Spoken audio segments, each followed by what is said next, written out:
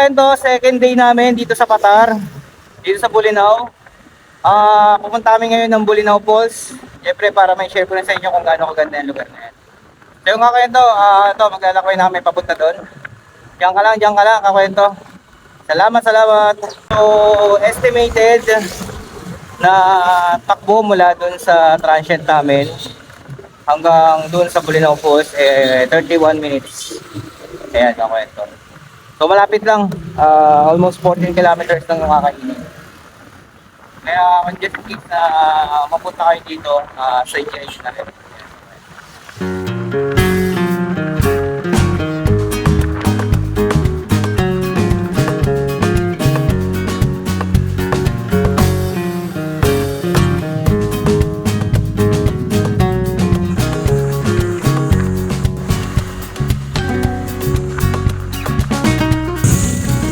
Yung kakwento, pagpapasok ka dito pala sa Bolinao Falls, merong pang bayad na, ayun.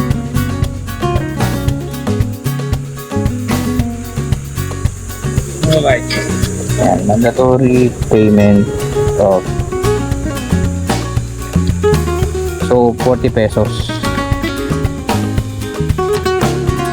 Tapos valid siya ng one-time payment, valid for 4 days, present ticket.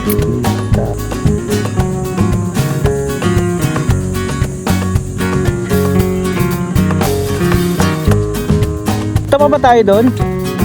Hindi na.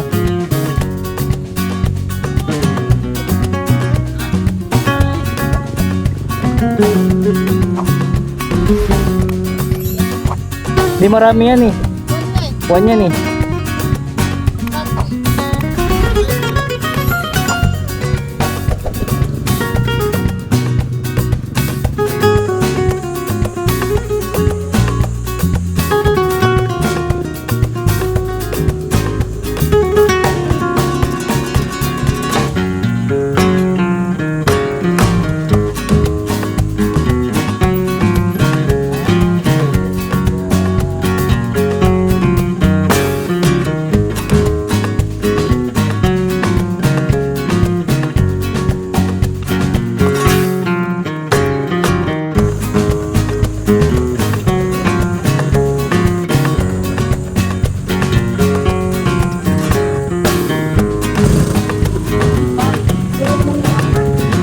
Nga sa inyo.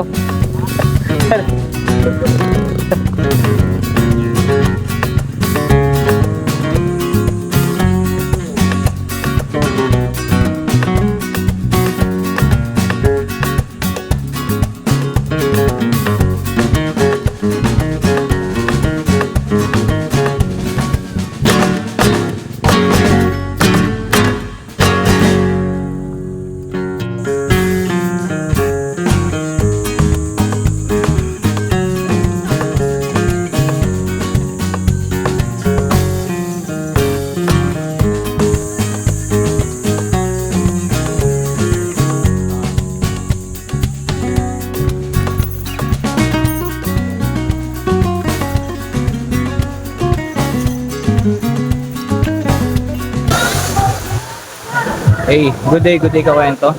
So yun, bisa nakikita nyo sa likod ko, yan, falls diba? So nandito kami ngayon sa Bolinao Falls, Bolinao Falls 3, dito na namin pinili na mag-reside. Pero meron naman kayong dadaanan, Bolinao Falls 1, Falls 2, saka meron pang mga spring. Yan. Pero dito na kami nag-reside sa Bolinao Falls 3. 30 pesos yung entrance fee, tapos yung cottage dito sa Bolinao Falls 3 nag-range ng 250 to 400, no? So depende na sa pangangailangan nyo kung ilang kayo, kung paano kayo magkakasya dun sa cottage na kunin nyo. Tapos ako yun to, based na rin sa nakikita nyo, yan, sa mga video kanina, halos lahat na naliligo merong lifeless. Kasi hindi ka pwedeng maligo diyan sa pinaka falls nang hindi ka naka lifeless. Required talaga yan. Tapos one thing pa, yung parking kanina, may binayaran kami 10 pesos. malawak naman yung parking. Hindi lang natin natanong kung magkano yung parking ng sasakyan.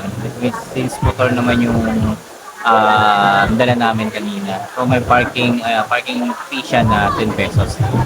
So kanina kakwento, nakita nyo, may dinaanan kami bago kami nakapunta dito. Meron pang environmental fee na 40 pesos. Each person yun.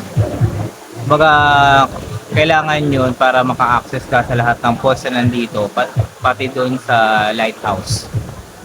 Then galing kami kanina doon sa Patar Beach. So, kung nandun nga ka sa Patar, tapos mag-stay naman ka ng mga ilang araw, tayo nyo lang rin dumaan o daanan tong Bolinao Falls para yung enjoyment nyo ng araw na yun, vacation leave man yan or kung baga trip-trip lang mga tropa, try nyo na rin dumaan dito sa Bolinao Falls.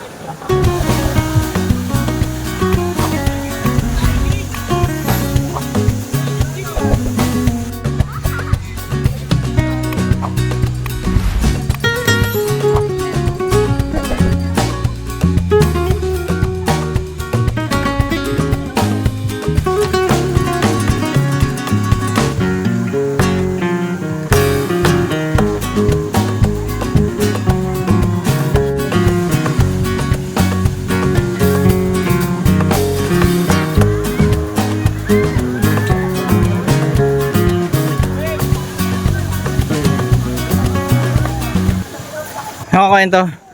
Tapos na yung journey namin dito sa Bolinao Falls 1. Bolinao Falls 3. Yan. So, babalik na kami dun sa Patar Beach sa Transient. Yan. So, dun na namin itutuloy yung journey namin dito sa Pangasinan. So, yung kwento hanggang dito na lang. Maraming salamat. Len. Hey. Maraming salamat at lagi kayo mag-iingat.